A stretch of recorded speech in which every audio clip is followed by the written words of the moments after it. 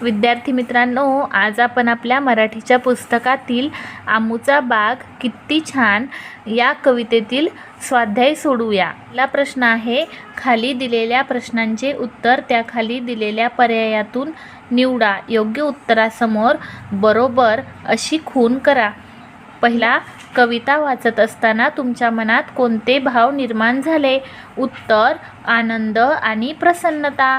प्रश्न दुसरा, दिशा दिशांना दरवळतो सुगंध वाऱ्यासंगे ही ओळ बागेतील कोणते दृश्य दर्शवते? उत्तर, बागेतील सुगंधित फुलांचा सुगंध वाऱ्यासोबत दूरवर पसरतो। प्रश्न तिसरा, उंच नारळीलाही इथल्या गवताचा अभिमान या ओळींचा अर्थ काय आहे? उत्तर, नारळीचे झाड उंच असूनही त्याला छोट्याशा गवताचा अभिमान आहे। प्रश्न दुसरा आहे, कोण ते लिहा।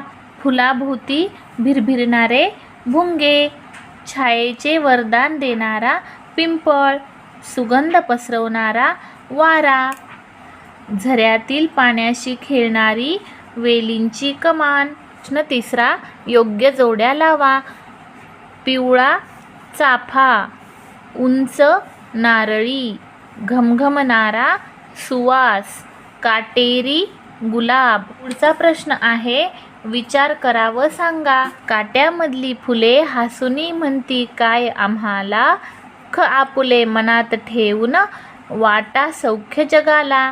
वरील ओळींमधून आपल्याला कोणती शिकवण मिळते ते सांगा। वरील ओळींमधून आपल्याला अशी शिकवण मिळते की आपल्याला कितीही दुःख असले तरी आपण ते मनात ठेवून इतरांना आनंद दिला पाहिजे। पुढचा प्रश्न आहे, लिहिते होऊया।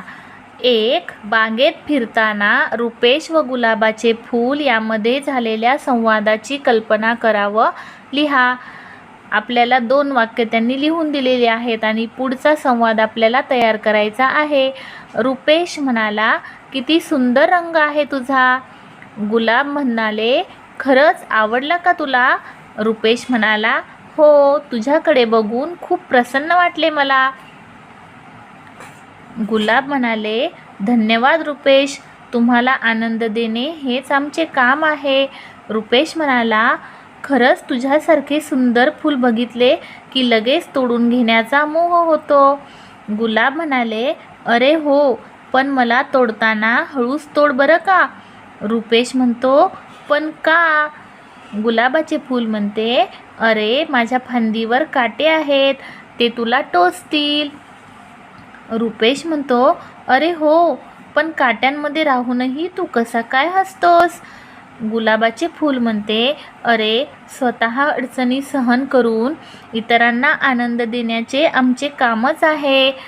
रुपेश म्हणतो, तू किती छान विचार करतोस, मी तुला तोडणार नाही आणि कुणालाही तोडून देणार नाही। गुलाबाचे फूल म्हणते, मी तुझा खूप आभारी आहे बाळा, तुझ्यासारखाच विचार सर्वांनी केला तर आम्हाला असेच नेहमी हसत राहता येईल।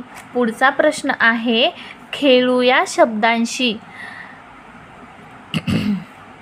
बाग या शब्दाशी संबंधित तुम्हाला सुचणारे शब्द रिकाम्या चौकटीमध्ये लिहून चौकटी पूर्ण करा। बाग म्हटले की आपल्या मनाला मिळते प्रसन्नता। बाग म्हणजे आनंद, बाग म्हणजे सुवास, बाग म्हणजे फुलपाखरे, बाग म्हणजे चैतन्य, बाग म्हणजे फुले आणि बाग म्हणजे हिरवळ। विद्यार्थी मित्रांनो, आपल्या अभ्यासाशी संबंधित आणखी व्हिडिओ बघण्यासाठी आपल्या चॅनलला लाईक करा, शेअर करा आणि सबस्क्राईब करा आणि आपले व्हिडिओ बघत राहा। धन्यवाद।